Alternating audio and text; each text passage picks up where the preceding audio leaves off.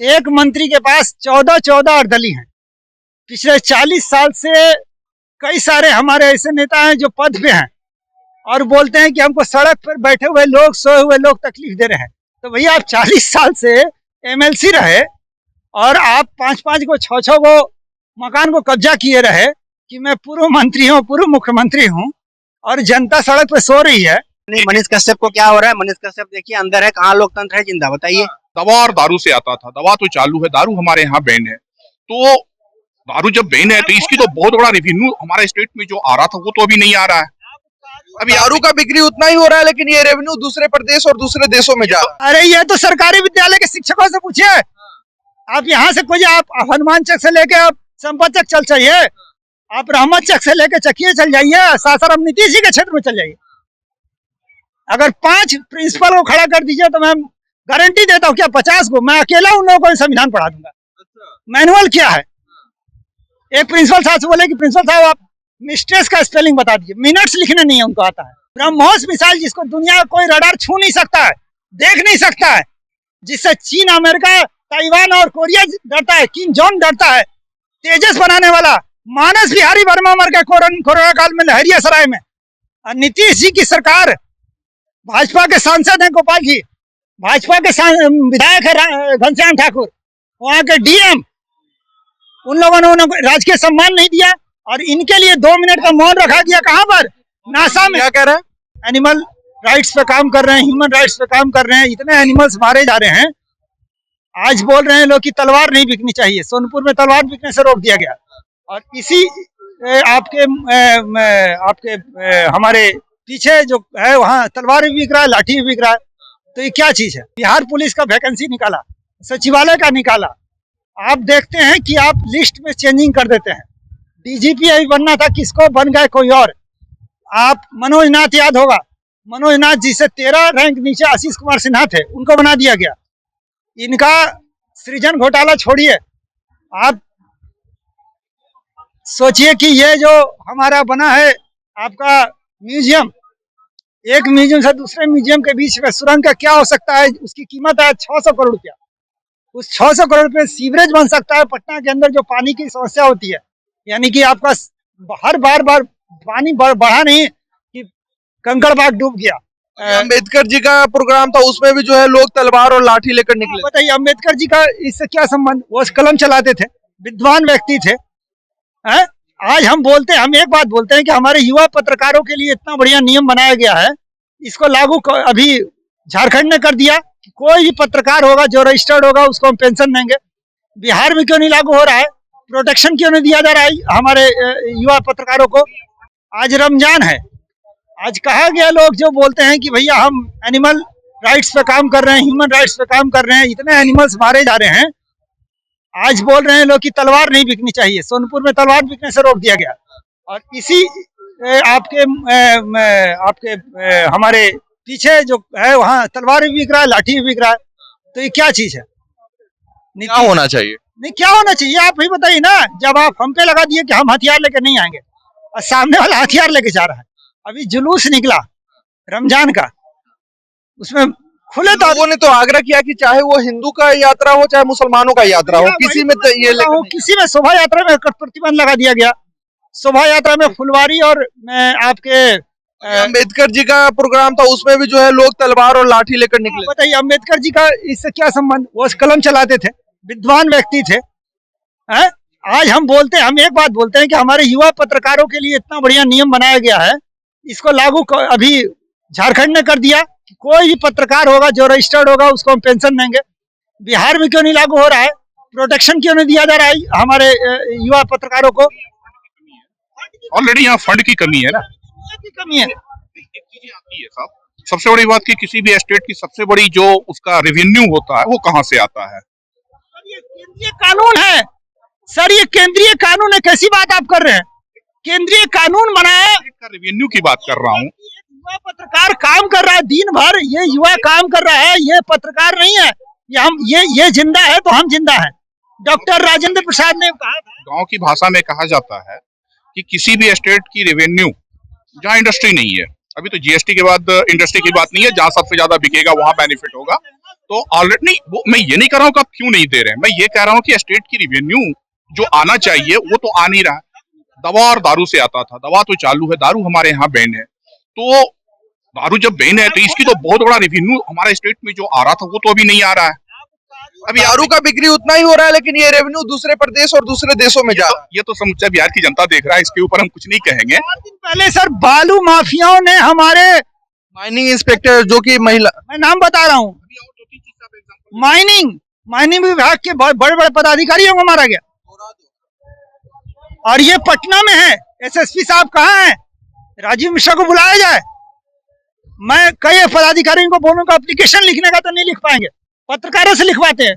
हम लोग बात कर रहे हैं, ये बंधु ये लिख देंगे, मिनट्स क्या होता है, और उनसे बोला जाए तो नहीं लिख पाएंगे। तो जैसे आप कहते हैं ना कि आप, इसके वजह से भी तो महंगाइयां बढ़ रही है ना। हमारे यहाँ का जमीन रजिस्ट्री जो होती है सबसे ज्यादा महंगा हो रहा है, बिजली हमारे यहाँ महंगी हो रही है। अदरवाइज जो स्टेट गवर्नमेंट जो फैसिलिटी देती थी, जो उसका डायरेक्ट रेवेन्यू आता था, तो उनके पास रेवेन्यू कम आ रहा है। तो इधर क्या हो रहा है, महंगा बढ़ रहा है। हमारे यहाँ पेट्रोल महंगा हो रहा है।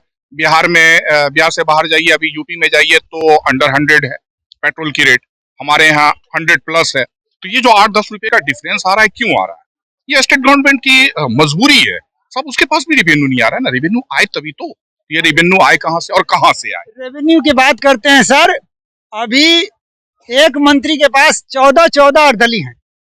पिछले 40 साल से कई सारे हमारे ऐसे नेता हैं जो पद पे हैं और बोलते हैं कि हमको सड़क पर बैठे हुए लोग, सोए हुए लोग तकलीफ दे रहे हैं। तो भैया आप 40 साल से एमएलसी रहे और आप 5-5 को 6-6 को मकान को कब्जा किए रहे कि मैं पूर्व मंत्री हूँ, पूर्व मुख्यमंत्री हूँ, और जनता सड़क पर सो रही है। मुख्यमंत्री जी ने अभी एक और योजना चलाया था, साइकिल योजना, और इसके पहले उन्होंने एक और योजना चलाया था, बागवानी योजना, हर घर छत पे चलाने के लिए। पास हो गया। अगर आरटीआई आज कर दिया जाए तो हो सकता है कि, मुझे तो छोड़िए और लोगों का क्या होगा। विसल ब्लोअर एक्ट अभी तक लागू नहीं हो पाया, लोकपाल लागू नहीं हो पाया। नीतीश जी जागिए, जनता देख रही है।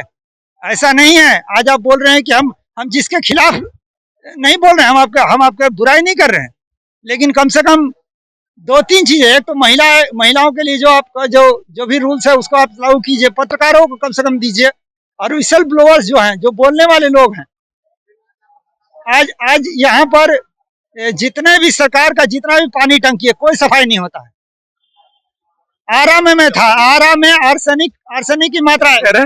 लोग क्या चाहता है, अभी आपने कंपेयर किया था कि यूपी के मुख्यमंत्री जो हमारी योगी जी और नीतीश जी, तो अब तो इसकी जवाब क्लियर हो गया कि दोनों में कौन बेस्ट है। अब कहने की तो जरूरत है नहीं। क्या कह रहे झारखंड से, क्या किया? झारखंड में सर पत्रकारों के लिए सारे रूल्स लागू हो गए। आप भी पत्रकार है क्या? नहीं सर, हम आपको पत्रकार दिख रहे हैं सर, गरीब ड्रेस से किसी को नापा नहीं जा सकता। अरे सर, मेरे हाथ में पानी का बोतल, एक छोटी सी पुस्तक है, ये सब भाई बंधु हैं। करते, क्या नाम है आप? अब मेरा नाम पहचान का गिरफ्तार करवाइएगा। यार हम लोगों का काम है भैया, अगर आपसे बात कर रहे हैं तो आपका परिचय भी जानना है ना। अब आप मास्क भी लगाए हुए हैं। सर मास्क किसके लगाए हैं? गिरफ्तार क्यों करेंगे लोग आपको? नीति सरकार के खिलाफ यदि हम बोलेंगे तो सरकार जो है आजकल बिल्कुल कोई ना कोई, लोकतंत्र है, सही बात क्यों नहीं बोल सकते? मनीष कश्यप को क्या हो रहा है? मनीष कश्यप देखिए अंदर है, कहाँ लोकतंत्र है जिंदा, बताइए भैया। तो वो पत्रकार के तौर पे थोड़े ना कहा था, उन्होंने तो कहा कि 180 दिनों में सरकार गिरा दी। नहीं बोला था सर, जब उसे कैसे कह रहे हैं, ऐसा नहीं बोला नहीं है मनीष कश्यप। हाँ, ये बात बोला था सर, जब उसके ऊपर FIR हो गई उसके बाद हुआ ना। FIR क्यों हुआ? FIR क्यों हुआ? क्योंकि उसने बताया कि भैया तमिलनाडु में जो है मजदूर पीटे जा रहे हैं, जो मारे जा रहे हैं पूरे तमिलनाडु में हर जगह। हाँ, जो खबर थी, जो खबर उसने चलाया, और भी न्यूज चैनल चलाए थे सर। बाकी जिन्होंने भी गलती खबर चलाई है, गलत, मेरी बातों को सुनिए, जिन्होंने भी गलत खबर चलाए हैं सभी ने माफी भी मांगा, लेकिन इन्होंने कहा कि मैं माफी नहीं मांगूंगा, मैंने सही खबर चलाया है, और बाद में कुछ नेताओं के भी नाम सामने आए। और सर दूसरी चीज मैं बता रहा हूँ कि यदि तमिलनाडु में बिहारी मजदूर मार नहीं खाए थे, हर स्टेट में आज की बात नहीं कही जा रही है, पुरानी बातों को याद कीजिए। ऐसा होता है कि नहीं होता है कि बिहारी मजदूर ही हमेशा क्यों पीटते हैं? इसके ऊपर सवाल उसने खड़ा किया था और बिहारियों को इंसाफ दिलाने के लिए उसने आवाज उठाई। ये मुद्दा उनका था उनका ये मुद्दा नहीं था कि आज क्या हुआ कल क्या हुआ, उनका मुद्दा था कि ऐसा होता है कि बिहारी मजदूर हर स्टेट में जाके पीटते हैं और उनको गाली शब्द होता है बिहारी, ए बिहारी यहाँ, ए बिहारी ये कर, ऐसा गाली शब्द दिया जाता है बिहारियों को। ऐसा क्यों होता है? बिहारी लोग बाहर क्यों जाते हैं? यहाँ व्यवस्था क्यों नहीं है? ये आवाज उठाना था उनका मकसद, ये था मेन मकसद उनका ये था। क्या कहेंगे इनके बारे हाँ देखिए, ऐसा तो ये सही बोले कि हाँ बिहारियों को थोड़ा प्रताड़ित बिहारियों को किया जाता है, लेकिन ये जो मुद्दा जो है तमिलनाडु बिहार वाला, ये भयानक मुद्दा उतना कोई खास नहीं था। ये जानबूझकर इसको क्रिएट किया गया है, इसको क्रिएट किया गया है ताकि दो राज्यों को बीच में टकराव हो, ठीक ना। बाकी और इसमें कुछ दमे नहीं था, ऐसा कुछ नहीं था कि तमिलनाडु में बिहारी पिटाया है, ऐसा कुछ नहीं है। हाँ उसके साथ गलत व्यवहार होता है। तो वीडियो भी वायरल हुए थे जहाँ पे ट्रेन के अंदर जो है पूछा जा रहा था कि हिंदी हो, तो बोला हाँ, उसके ऊपर हमला हुआ था। तमिलनाडु पुलिस ने भी ट्वीट करके जानकारी दी थी कि इसके ऊपर कार्रवाई की जा रही है। सही बात है सर। पटना स्टेशन पे जब यात्री आते थे, जो यात्री तमिलनाडु से आते थे, जो लड़के, उनसे यदि पूछते थे तो वह स्पष्ट बोलते थे कि हमें हमारे सामने आंखों के सामने पीटा गया है। अब बताइए, जो साक्षात गवाह जो है उनको तो पेश किया जाए कि जो पत्रकार, जैसे आप जैसे पत्रकार आते थे, पूछते थे इनसे कि बताओ कि वहाँ क्या हुआ था, उन्होंने खुद बोलते थे, जो वहां से आए हुए थे लोग, मजदूर लोग, कि हमारे आंखों के सामने ऐसा हुआ ऐसा हुआ ऐसा हुआ। तो फिर क्या होगा? सही बताइए। क्या बिहार के भी बहुत सारे पत्रकार ग्राउंड रिपोर्टिंग करने गए थे तमिलनाडु, वहाँ पे एक भी लोगों ने नहीं कहा कि भैया हमारे साथ ऐसा। बिहार के पत्रकार पटना स्टेशन पे भी ग्राउंड रिपोर्ट कर रहे थे सर। तो ग्राउंड रिपोर्ट कर रहे थे, तो वहां से जो लोग आ रहे थे सिर्फ कह रहे थे कि हमने सुना है, हमने मोबाइल में देखा है। ऐसा बहुत इक्का दुक्का लोगों के साथ हुआ था कि भैया हमें मारा गया, या फिर हमारे साथ लोगों ने ऐसा बोला था कि हमें देखिए सर ये पीटा गया, यहाँ मार लगे, ऐसा दिखाया सर उन्होंने। हमने देखा है, सारे जितने भी आपके सोशल मीडिया के न्यूज है सब देखता हूँ मैं, जनता जंक्शन से लेके सारा न्यूज देखता हूँ मैं, तो मुझे पता है सर। इसमें ज्यादातर लोगों ने कहा कि मैंने मोबाइल पे देखा, उसके बाद में डर गया, मैं भाग गया। कुछ लोगों ने कहा कि मुझे सर देखिए मारा गया है, उन्हें दिखाया। लोगों ने तो एक्सेप्ट किया है, सरकार ने भी बताया कि एक जिला में हुआ था। तो हुआ था ना सर, तो आप ऐसे नाकार रहे हो कि बिल्कुल हुआ ही नहीं था। ये तो सही बात है सर कि यदि हो चाहे ना हो, को बढ़ावा देने के लिए बिहारवाद का नाम लिए पिछले 30 सालों से मुख्यमंत्री हैं और बोलते हैं कि विशेष राज्य का दर्जा चाहिए। आप सबसे विद्वान व्यक्ति रहे, केवी साहे के बाद सबसे विद्वान व्यक्ति रहे, आपको राम लखन सिंह यादव जैसे व्यक्ति जो थे। अपना नाम नहीं बताया सर, मेरा वाक्यांश पूरा होने दीजिए। आप तो मुझे कटघरे में खड़ा कर रहे हैं। कटघरे में खड़ा नहीं कर रहे, ये हमारा काम है भैया। पहले परिचय जान ले, नाम क्या है, जिला कहाँ है। मुझे बोल लेने दीजिए, मुझे बोल लेने दिया जाए। स्वतंत्र है सरकार, लेकिन यहाँ पर वो प्रोटेक्शन नहीं है। मैं मेरे बात पूरे। सबसे बड़ी बात है कि आप सबसे तेज मुख्यमंत्री रहे। पटना के अंदर सबसे पहले आपने बनाया है नियोजन देने के लिए। उस नियोजनालय में आप जाएंगे, नियोजनालय में ऐसे हमको लगता है कि 10,000 20,000 ऐसे लोगों का नाम है जिन लोगों का अर्हता बहुत ज्यादा है, लेकिन उन लोगों को न कभी बुलाया गया। आपने अभी बिहार पुलिस का वैकेंसी निकाला, सचिवालय का निकाला, आप देखते हैं कि आप लिस्ट में चेंजिंग कर देते हैं। डीजीपी अभी बनना था, किसको बन गए कोई और। आप मनोज नाथ, याद होगा मनोज नाथ जी से 13 रैंक नीचे आशीष कुमार सिन्हा थे, उनको बना दिया गया। इनका सृजन घोटाला छोड़िए, आप सोचिए कि ये जो हमारा बना है आपका म्यूजियम, एक म्यूजियम से दूसरे म्यूजियम के बीच में सुरंग का क्या हो सकता है? उसकी कीमत है 600 करोड़ रुपया। उस 600 करोड़ रुपये सीवरेज बन सकता है पटना के अंदर, जो पानी की समस्या होती है। यानी कि आपका हर बार पानी बढ़ा नहीं कि कंकड़ बाग डूब गया। आप इंजीनियर हैं, आप घसगड़वा नहीं है। आप हम और आप नहीं है। हमको नहीं मालूम है कि कौन सी ट्रेन कैसी है, हम टिकट देखेंगे तो पता चलेगा। लेकिन आप तो पढ़े लिखे हैं, आप तो ट्रेन के मालिक हैं, रेल मंत्री रहे हैं, कृषि मंत्री रहे हैं, मुख्यमंत्री रहे हैं, विद्वान रहे हैं, एनआईटी से पढ़े हैं, और तब आपको पता नहीं चलता है कि पानी कैसे रुकेगा और कैसे जाएगा। बेल्ट्रॉन भवन बना है, इस बेल्ट्रॉन भवन से कितने लोगों का रजिस्ट्रेशन कराते हैं, कितने लोगों काम कराते हैं। इसके अलावा पाठ्य पुस्तिका इन लोगों ने छपवाया है, बिहार पब्लिकेशन का पाठ्य पुस्तिका आता है, सरकारी किताब। ये बोलते हैं कि बिहार कैसे बना, बंगाल से अलग कैसे हुआ, है हमको नहीं पता। डॉक्टर सच्चिदानंद सिन्हा को ये नहीं जानते हैं। बिहार का पहला या उत्तर भारत का पहला अगर कोई लाइब्रेरी था तो वो है आपका राधिका सिन्हा लाइब्रेरी। और उसी समय बना अंजुमन इस्लामिया। तो आपको अंजुमन इस्लामिया दिख रहा है, लेकिन ये सिन्हा लाइब्रेरी नहीं दिख रहा। सिन्हा जी को आप नहीं जानते हैं, ऐसा क्यों हो रहा है? अब ये तो वही जाने ना। उन्होंने बोला कि मैं प्रथम अध्यक्ष नहीं जानता हूँ, प्रिवी काउंसिल के पहले मेंबर थे, संविधान लिखा, इनके आप से जीत है बाबा साहब अम्बेडकर, तीसरे पदेन अध्यक्ष हुए।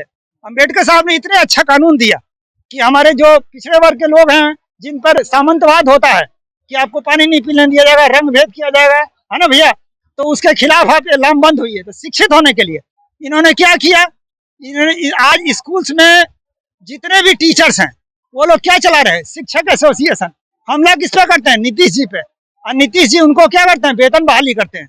अरे उन पर कैमरा लगवाइए सर, दिन भर वो लोग क्या करते हैं पता तो चले।